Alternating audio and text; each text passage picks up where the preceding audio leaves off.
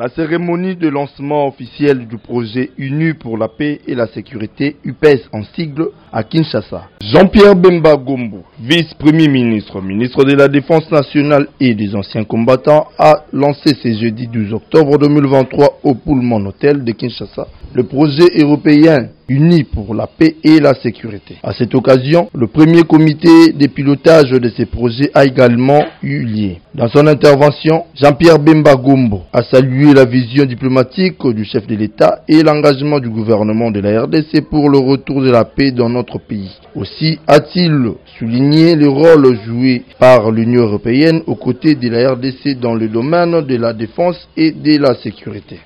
Au moment où nous lançons officiellement le programme Unis pour la paix et la sécurité et de la tenue de son premier comité de pilotage dans notre pays, permettez-moi de rendre nos hommages les plus différents à son Excellence M. Félix-Antoine Tshisekedi Tshilombo, président de la République, chef de l'État et commandant suprême des forces armées de la République démocratique du Congo.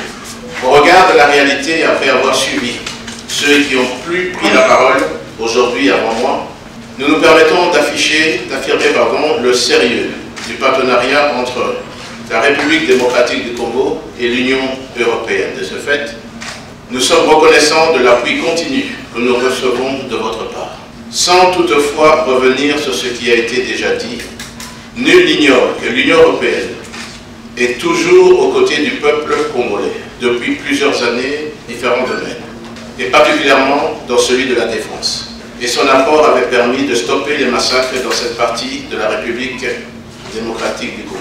Pour sa part, Madame Maltida Sedouin, chargée d'affaires de la délégation de l'Union européenne, s'est réjouie du lancement de ces projets. Selon la diplomate européenne, la cérémonie de ce jour concrétise la coopération entre la RDC et l'Union européenne dans le secteur de la défense. La rencontre de ce jour concrétise plus que jamais la coopération entre la RDC et l'Union européenne dans le domaine de la réforme du secteur de la sécurité en général et de la défense en particulier.